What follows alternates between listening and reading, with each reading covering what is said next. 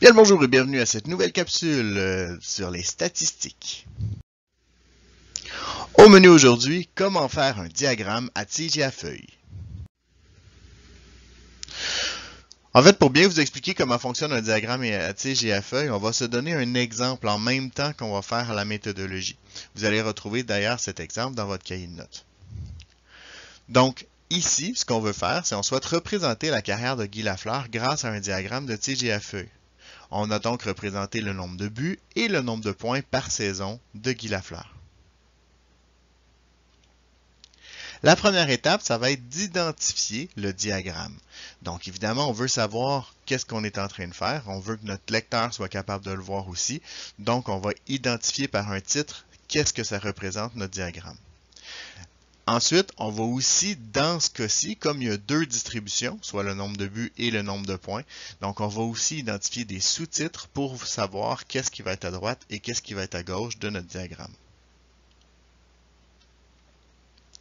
La deuxième étape, c'est de placer nos dizaines et nos centaines. En fait, ce qu'on fait, c'est qu'on va regrouper les données par classe. Donc, ici, on parle de classe de 10, parce que c'est juste les unités qu'on va mettre de chaque côté.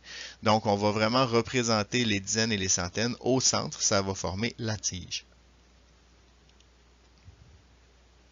Finalement, on va placer les unités de chacune des valeurs.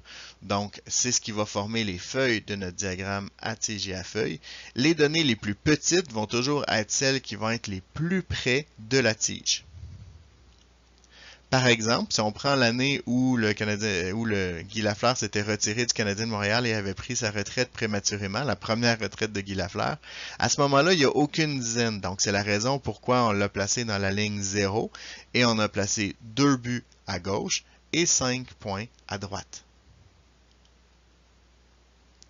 Si on prend la saison 76-77 où il avait marqué 56 buts, donc vous voyez qu'on est allé dans la ligne 5 pour aller placer le 6 du 56 buts et on est allé dans la colonne 13, donc pour avoir 1 aux centaines et 3 aux dizaines, et nous on est allé placer le 6 complètement au bout pour dire qu'il a marqué, il a accumulé dans le fond 136 points cette saison-là. Le diagramme à tige et à feuille n'est pas vraiment plus compliqué que ça. C'est vraiment une façon d'illustrer la distribution des données, donc d'avoir une idée à quel point ils sont regroupés ou non. Donc, ça nous permet d'avoir une bonne illustration de nos données.